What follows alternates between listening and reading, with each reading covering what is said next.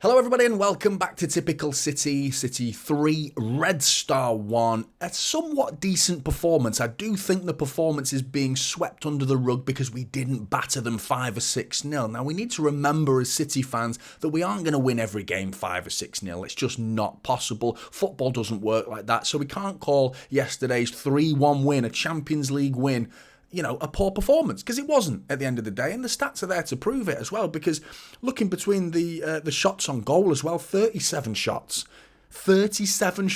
in one game, 16 on target. We couldn't reduce that ratio a little bit. 76% possession, 733 passes to their 234, 92% passing accuracy, so it was a decent performance.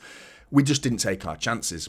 And I think that was probably what stood out to most people, and probably followed on with the comments of saying it wasn't the greatest performance. And I disagree. I think it was a somewhat decent performance, just not that clinical in front of goal.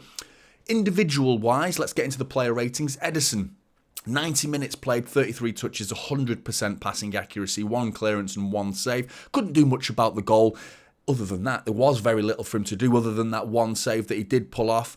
Their goal from Bukari, sent through on goal, you can't do much about that really. So I've given him a 7. For those who are wondering, you come onto the pitch with a 6 and you work your way up from there, or work your way down from there if you don't play well. But Ederson, 100% passing accuracy and a save, giving him a 7. Kyle Walker, I thought he was all right. A different role for him compared to his previous games where he was given that license to go forward. Last night, less so. It was Gomez instead this time, so he tucked in alongside as the back 3 with Diaz and Akanji eventually. But over the course of the game, I thought he was decent. I thought Kyle Walker was pretty good. 75 touches, 93.6% passing accuracy, 3 key passes, 2 tackles and 0s in the rest of the columns. But I thought he was all right. I thought he was quite good. A couple of times he did come forward, looked decent, got 3 key passes as you can see. So I thought he was all right. I've given him a 7.5. Nathan Ake, thought he was class. I thought he was really good. Not that much to do defensively, but whenever he was called upon, he answered, he delivered. And that's just Nathan Ake in a nutshell, isn't it? He's Mr. Reliable. He delivers whenever asked. 90 minutes played, 105 touches, 95.7% passing accuracy, a key pass, 1 tackle, 1 clearance, 2 shots, 2 on target. Both were headers, weren't they? Similar to that goal against Fulham that should have been offside. Not probably, definitely should have been offside, where Akanji was stood in front of the keeper and, really it should have been offside. But it was the same type of headers where it was a deep cross coming in and he didn't even need to jump. He just waited and kept his eye on the ball as it lands on his forehead and he plants it on target. Decent. At one moment that I do remember where he skipped over an incoming sliding tackle and he made it look just like he wasn't there. He made a fool of him.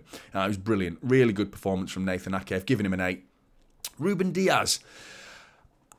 I think we need to factor in that it was his fault, really. Stepping forward like that was risky. Trying to play Bukari offside was really risky in that situation. And I think most City fans, myself included, were screaming, he's offside. In live play, you're thinking, miles offside. But then he was actually quite a distance onside, which proved that it was a poor moment of judgment from Ruben Diaz to step forward like that to try and play him onside. In that situation as last man, you should be playing it safe. Go with the runner. You don't try and be clever and play him offside in that situation because it didn't pay off in the end. That attempt to be clever cost us. He went 1-0 down. But I don't think he had a bad game outside of that. I don't think he was poor outside of that one moment, so I don't want to be too harsh and fixate on that one moment. But he was decent outside of it. 91 touches. He played for the 82 minutes as well. 92.8% passing accuracy, no key passes, a tackle, 2 interceptions and a clearance as well. So defensively outside of that moment I've just talked about, he was all right. He was good. Called upon, answered, similar to Ake. But there was that one moment, wasn't there? So I've given him a 7. Akanji came on and he was all right. Again, similar to Ake, really, and not too much defensively to do. 25 touches, 100% passing accuracy for the 33 minutes that he was on the pitch. He was good. He was decent. 1 clearance and 0s in the rest of the column. So I've given him a 7. Sergio Gomez. Now, I thought he was good. I thought he was really good. And I've thrown in some new stats there that I don't normally do. And I do try and not populate it with a list full of 0s. I don't give the same stats for every player, so you're not just looking at a load of 0s. I'd rather show you what they did do rather than what they didn't do. Hence the crosses and accurate crosses, because he was crossing non-stop in that game. Every single cross was coming through him. Could try and increase the accurate crosses a little bit more, because it was 11 crosses and accurate crosses was only 4, so less than 50% of his crosses were meeting the man. But we're talking about crosses, not passes. Easier to defend. Haaland could have given him an assist, really. If Haaland buries that chance, which he smashes against the bar, Gomez could be walking away with an assist. But I liked his involvement. I feel safer with him going forward, further away from our goal, being less of a danger to us and more of a danger to them, you know. He played for the 57 minutes, 65 touches, 91.1% passing accuracy is decent, 5 key passes, 1 tackle, and as I said, 11 crosses, 4 of them were accurate, 0 dribbles. I've given him a 7.5. I thought he was decent. I thought he was all right. Núñez, I thought he was brilliant. I thought he was really good. Everything seemed to come through him. That passing accuracy is something we need to talk about. 96.7%. That's fantastic. In midfield, that's brilliant. You know, really, really good. Assured. You know, you don't get much more assured than that, do you, really? Out of 113 touches as well, played the full game. 6 key passes, a tackle and interception. So there's the other end of the game. Creatively, is 6 passes, but he's also tackling and intercepting the ball. Box-to-box player we've got here, alongside Rodri. I had to squeeze in another stat there for shots on target. There's 2 shots, 1 of them were on target. And dribbles, 3, beating players 3 times. Brilliant. 8.5 I've given him. I want to highlight his link-up play with Doku as well in the second half. He looked good. There seemed to be a lot of freedom down that space. That's more of an insult towards Red Star's defending at the latter stages of the game. There were spaces cropping up down that left-hand side, and they were terrified of the duo of Núñez and Doku, who were linking up really well. So I think Núñez is finding his feet, and quickly as well, which is great news. 8.5 I've given him. Rodri, again, another 8.5, but I thought he was brilliant. Got his goal again. How many times are we going to get? What is this guy on course for? Now, 10 goals a season? Is that unreasonable to expect 10 goals with the form that he's on, the momentum that Rodri now has? He could be hitting double figures as a defensive midfielder. Come on, this guy's the world's best defensive midfielder right now. He really is. 117 touches, 91.1% passing accuracy, which is good, but not Núñez good, unfortunately. But 1 key pass, 2 tackles, 5 shots, 2 on target, 3 dribbles. And that's not a stat you associate with Rodri, is it? Beating a player. But he's doing it. And of course he scored his goal. And what a goal it was. Doku in front of him, drifting forward into his play. Get out of my way. Get out of my way, please. And he just glides that into the bottom corner. Really tidy finish from Rodri. Once again, 8.5. Foden. I was a bit harsh on him yesterday. I said he didn't have as much impact as I would have liked him to have done. He got an assist at the end of the day. He got an assist. So I was a little bit harsh yesterday in my criticism. Now I've watched the game back and watched Foden in particular, looking at what he contributed to the game. He was involved and he did have an impact. So I was a little bit harsh. He could have done a little bit more, I must admit. I still hang on that. I still believe that he could have done more, but he wasn't as bad as and he wasn't bad at all. I never said he was bad. I just didn't think he didn't impact the game as much as he could have done. But 95.1% passing accuracy, which is decent, from 77 touches. He came off in the 82nd minute. 3 key passes, which is good. No tackles. 5 shots, 1 on target. Needs to get those on target a little bit more. 1 in 5 isn't good. But 2 dribbles, beating his player twice. 7.5. Which was okay. Haaland, I think this is a hot topic now. I do think people are being a little bit harsh on him, and I understand why they're frustrated with the lack of goals from him yesterday anyway, because, I mean, he's got 7 goals in 6 games, so it's not a lack of goals. He's the top goal scorer. It's just the chances that he's getting, people are questioning the form that he's in. He's certainly not in a drought, because he scored against West Ham, so it's not a drought. I do think we need to have this conversation in 2, maybe 3 games' time. If he's not scored, you don't write him off, though. You're a fool if you do. You write Erling Haaland off, you are a fool. You know, you really shouldn't. By now, we should have learned that the guy doesn't go 2 or 3 games without a goal. And if he does, then we'll have a conversation. But right now, he doesn't score, so he's terrible again. Is he? Why? He's not terrible. He's getting in the positions. He's not taking the chances last night.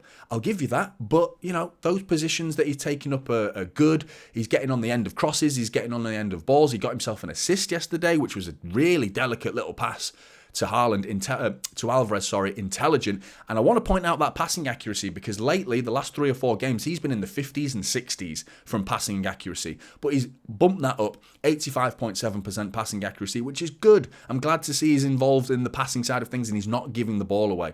Good. As much anyway. So pleased with that. 1 key pass, 6 shots, 2 on target. Thrown in a new stat because he won a header. Just throw that in there. Aerial duels won and no dribbles. But we can't ignore that he still missed some chances. Decent chances as well. So I have given him a 7 from the 90 minutes that he played. Alvarez. What a player he's becoming.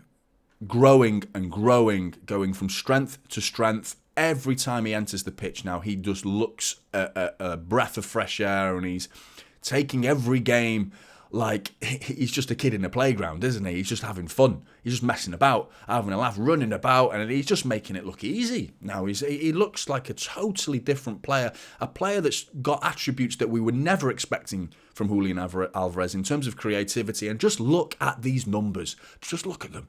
90 minutes played, 88 touches, 89.8% passing accuracy, 7 key passes. There's the creativity that we're not expecting from him. Obviously, he got his 2 goals that he took really well. That first goal with the delicate touches to knock it round Glazer, the goalkeeper, was brilliant and took it into that bottom corner. Really good from Alvarez, really, really good. 2 tackles as well, so there's him getting stuck in. 8 shots, 5 on target, so that's decent accuracy. 3 dribbles, beating players. He's just brilliant. He's brilliant and he gets better every game. I can't wait to see the duo of Haaland and Alvarez grow. And it's good to see that, Haaland is, I wouldn't say he's struggling, but people are highlighting Haaland's lack of goals or not lack of goals. It's more of a missed chances from Haaland because he is scoring goals. He is the top goal scorer, but people are highlighting that a lot more. But then in steps Julian Alvarez to back up his mate, his big Norwegian blonde mate. Don't worry, mate, I've got your back. I'm going to bang a few goals in today, no problem. And that's what we need to compliment. Yeah, fine, Haaland didn't have his greatest day. Alvarez did. So, and they linked up. Haaland assist to Alvarez. It was a good bit of link-up play, so we've got to champion that. We've got to celebrate that. We shouldn't be focusing on Haaland from a negative point of view. We should be championing Alvarez and the fact that he is able now to link up with Erling Haaland. And we do have a formidable front two. Now, scary front two. So I've given him man of the match, 9.5. No one's getting 10. It's going to take something special to get a 10 off me. I'm saving that 10 for a big performance. But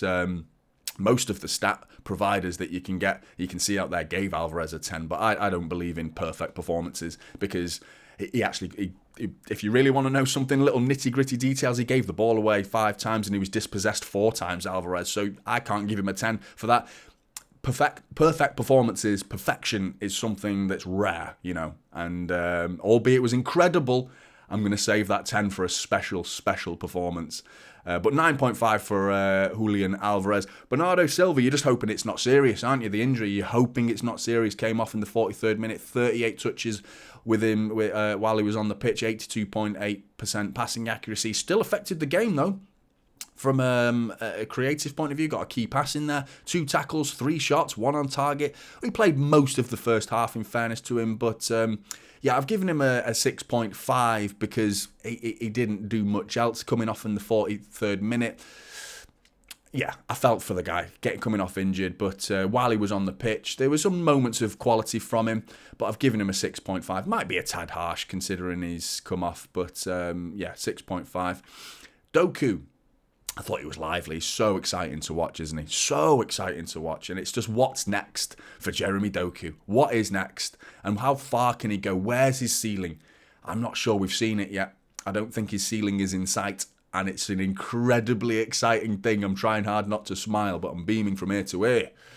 And 45 touches for the 47 minutes that he was on the pitch. He came on for Bernardo Silva, of course. 85.7% passing accuracy, good. That's come up. He's evolving. His game's growing. He's keeping the ball. He's maintaining the ball. He's not giving it away, which he was doing in his previous games. That passing accuracy has crept up. Good. Key passes 0, 1 tackle. I'm always throwing in a tackle for Doku because he's got that in his locker. His ability to fend off players and nick the ball back off them is brilliant. 2 shots, 1 on target and 4 dribbles. 7.5. I don't think he impacted the game quite like he did against West Ham or even Fulham when he came out, when he started and he looked lively. But still, solid performance from Doku. So I've given him a 7.5. Now we're on to the substitutes. I'm going to blitz through these because there's very little to speak about. I've gone Oscar Bob first because of that shot. He came on 8 minutes. He played 12 touches, 87.5% passing accuracy, zeros in all the columns, but he did look lively. He shimmied, chopped it back onto his left foot. Nice effort, straight at the keeper, unfortunately, but it was a decent effort, shot on target. So I've given him a 6.5. That 0.5 for that shot, been a bit generous there just to bump up his score. But as for Rico Lewis, same amount of minutes, they all came on together. Did Oscar Bob, Calvin Phillips and Rico Lewis. 9 touches, 85.7% passing accuracy, zeros in all the columns. So I can't give him anything other than a 6. You walk on with a 6 and he walked off with a 6. He didn't really do much, did he? In that 8 minutes. Same again for Calvin Phillips. 6 again, 9 touches, 87.5% passing accuracy, almost the exact same score as Rico Lewis in terms of the numbers on the graphic you can see there. But no, I was all right with the substitutions. Very little. They just came on. It was a bit of game management, bit of Pep resting players, getting those off for the extra minutes. And I mean, I think Pep would have liked to have introduced these players much earlier. Had we won that game, be 3-1 up at half time. I think by the 55th, 60th minute, you'd probably see the introduction of these players coming on much earlier. But we had to wait until the 82nd minute because the game was not done and dusted. Which is a shame, but I don't think we played badly. I thought we were decent. I just think we need to be a bit more clinical, and I'm going to emphasise that one of these days, if we play and get this amount of shots that we're getting and creating the amount of chances that we're creating, which means we don't need to worry, but what it does mean for a future team, they're going to get a spanking. They're going to get an absolute beating one of these days because all these shots are going to go flying in one day. And it could be Forest at the weekend. But what do you think about the player ratings? Do you agree with them? What are your player ratings as well? Give me yours in the comments. I'd love to hear them. Like and subscribe. Typical City is the channel, and I'll see you in the next one. This is Typical City now, holding up Silverwood.